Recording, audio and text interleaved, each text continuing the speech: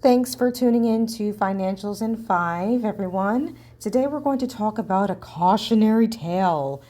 There was a client of mine, we'll just call her Miss Betty Sue.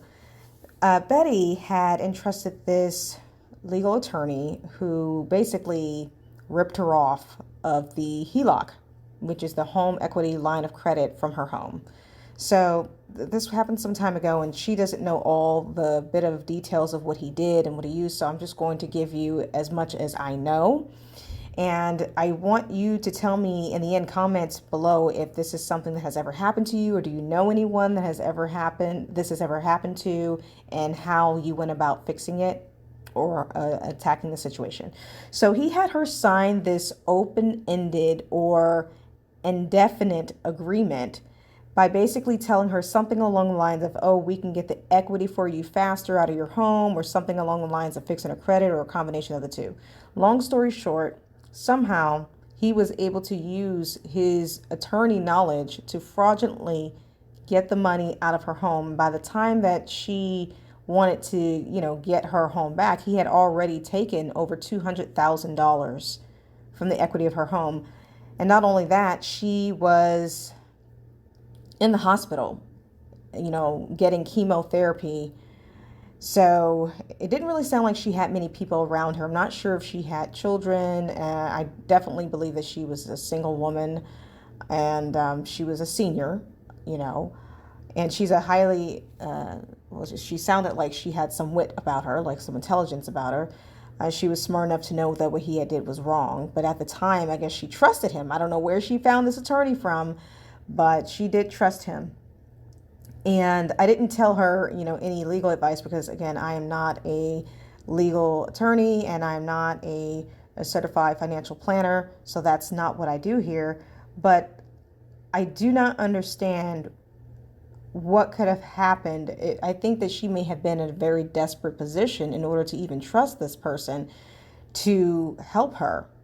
Now, as we all know, and some of us don't, and that's okay because that's why we're here, you have to have good credit in order to even get the HELOC from your home, because where's the money coming from? It's coming from the bank.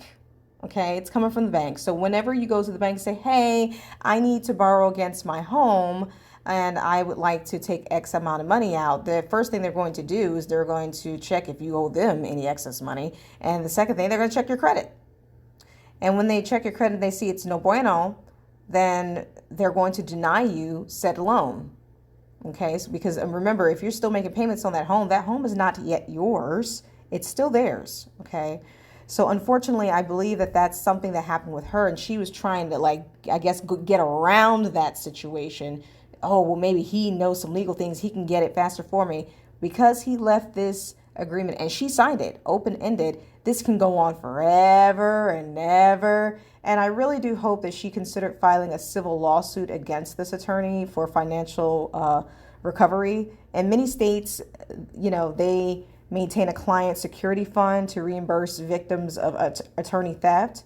And her state bar association can provide her information and forms for filing a claim with this fund, because this is really ridiculous. Now, tell me if you know anyone. I'm really interested in knowing this, because this has always been a big deal. Like, people just basically forging documents. Like, nowadays with AI, do you understand how quickly you can get caught with that? The only difference with her is it's harder for her to get out of her situation because she signed that agreement. And I don't even think that she fully read it. So before you sign your life away, it's imperative that you definitely read it, especially when it comes to attorneys in your home. The whole point of getting a home is to get the money out of it. That's why people get it in the first place, because there's so much money that can be taken from it. And here she is fighting for her life in the hospital, and she can't even really do anything about it. I feel for her so badly. So please comment below. Tell me what your thoughts are about this situation. Please like, subscribe, and share. And if you know anybody that is talking about getting a HELOC and they're having issues with their credit, please share this video with them first so they'll know to do their due diligence first before they get themselves in a pickle. All right then. Bye, guys.